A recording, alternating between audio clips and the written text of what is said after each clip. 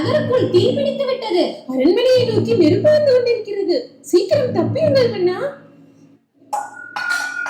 ஐயோ, நெருப்பா? என் மரத்தடி ஆசிரமத்தில் நான் ஒரு கம்பு வைத்திருக்கிறேனே. என் துணிகள் அங்கே இருக்கிறதே.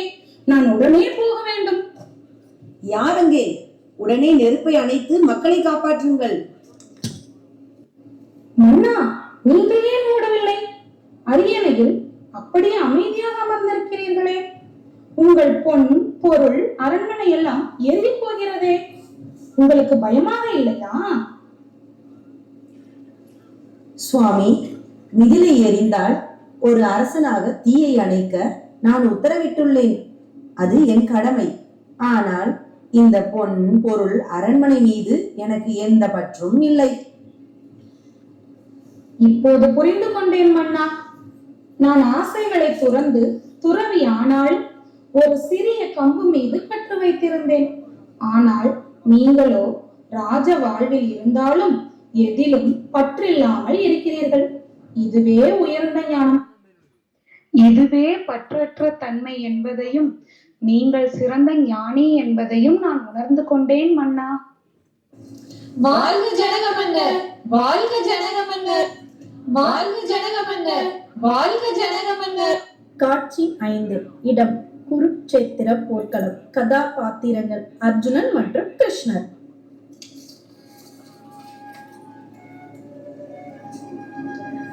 அர்ஜுனா, ஜனகரின் கதையை பார்த்தாயா? அவர் அரசராக இருந்தார். 1000 பொறுப்புகள் அவருக்கு இருந்தது. ஆனால் மனதில் பற்றில்லை. அதுவே கர்மயோகம்.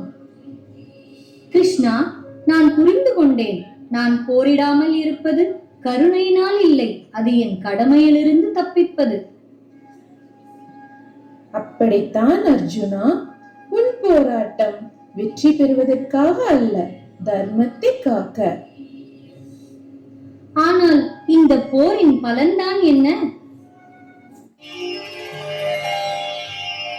தஸ்மாதசக்தः சததம் கார்யம் கர்ம சமாச்சர அசக்தோப்யாசரன் கர்ம பரமாப்னோதி பூருஷः. பார்த்தா, கடமையை செய், ஆனால் அதன் பலனில் பற்று வைக்காதே. உலக நன்மைக்காக உன் பணியை செய். அதுவே உன்னை இறைவனிடம் சேர்க்கும்.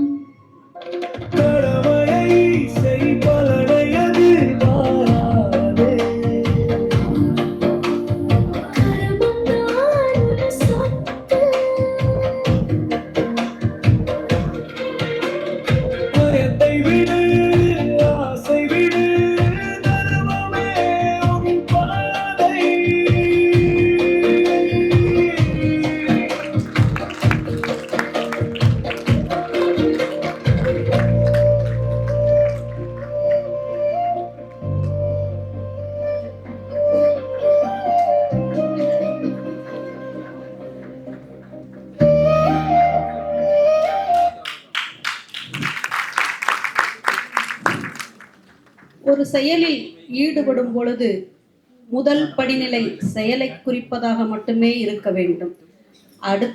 அதற்கடுத்த படிநிலையே நாம இருக்க வேண்டும்.